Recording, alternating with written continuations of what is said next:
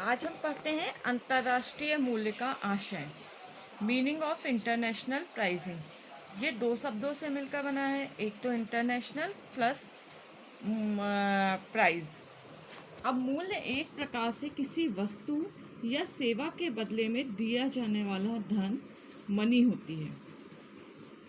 अंतर्राष्ट्रीय मूल्य से अर्थ विभिन्न देशों से वस्तु या सेवा के बदले में मिलने वाला प्रतिफल से है। फॉर एग्ज़ाम्पल, जैसे हम देखें कि यदि भारत अमेरिका को सिले सिलाए वस्तुओं का निर्यात करे, तो अमेरिका के जो ग्राहक हैं उन्हें सिले सिलाए जो कपड़े मिल रहे हैं और हमको उसके बदले में जो मिलेगा वो डॉलर, वो हमारा मूल्य होगा, है ना। जिस मूल्य पर उत्पादक, निर्माता या व्यापारी को अपने माल विदेशों में बेचता है, वह उसका अंतर्राष्ट्रीय मूल्य कहलाता है। मतलब निर्माता जिस मूल्य पर अपनी वस्तु को अंतर्राष्ट्रीय बाजार में बेचने के लिए तैयार हो रहा है, उसको हम क्या बोलेंगे? International price. अब अंतर्राष्ट्रीय मूल्य का महत्व। अंतर्राष्ट्रीय मूल्य का महत्व बहुत ज़्यादा होता है, क्योंकि जब हम इंटरनेशनल मार्केट में अपनी वस्तु को बेचने के लिए जाते हैं तो हमें प्राइस पे बहुत फोकस करना रहता है। प्रतियोगी जो हमारे हैं मार्केट में, उनका भी ध्यान रखना पड़ता है, क्योंकि उन देशों में भिन्न भिन्न कंडीशंस होंगे, अलग अलग, उनके अकॉर्डिंग हमको अपना मूल्य निर्धारित करना रहता है।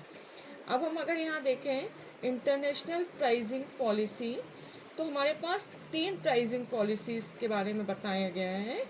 जैसे एक आपको दिया है विस्तार, दूसरा दिया हुआ है अनुकूलन और तीसरा दिया हुआ है आविष्कार। अब हम सबसे पहले विस्तार क्या होता है। इस नीति में किसी वस्तु का मूल्य विश्व भर में एक ही रखा जाता है। विस्तार में क्या होता है कि जो मूल्य होता है वो पूरे विश्व में, पूरे ग्लोबल में सेम रखा जाता है। इसके लिए आयातकर्ता द्वारा जहाजी किराया व आयात शुल्क को स्वयं ही वहन करना पड़ता है।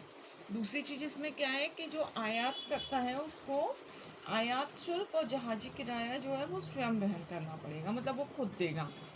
इस प्रकार यह मूल्य नीति साधारण है। इसमें ना प्रतियोगियों को ना बाजार परिस्थितियों को ध्यान में रखा जाता है।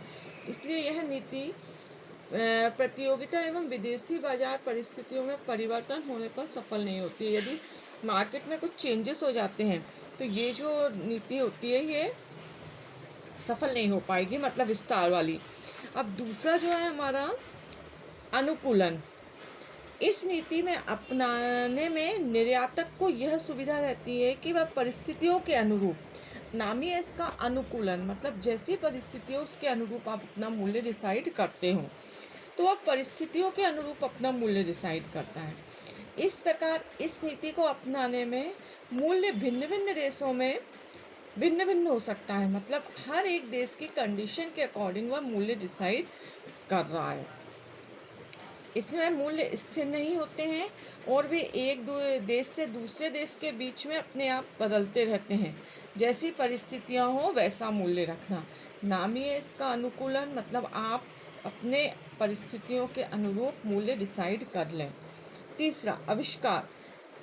आविष्कार जो है इसमें इस नीति को अपनाने में ना तो कोई मूल्य विश्व भर में निर्धारित किया जाता है और ना मूल्य निर्धारण से अलग रहते हैं।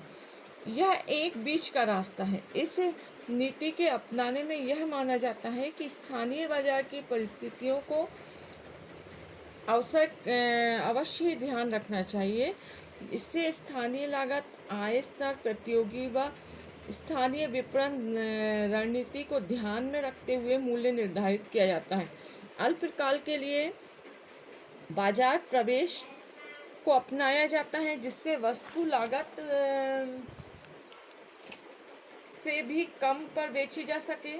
इसका उद्देश्य निर्यात व्यापार में पैर जमाना होता है। बाद में इस नीति को छोड़कर अन्य लाभदायक नीतियों को अपनाया जा सकता है।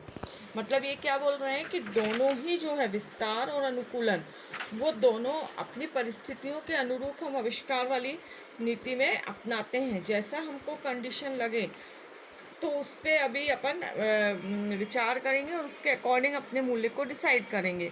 और जब हमको लगे कि अब हम प्राइस बढ़ाने की कंडीशन में हैं, तो प्राइस बढ़ा सकते हैं।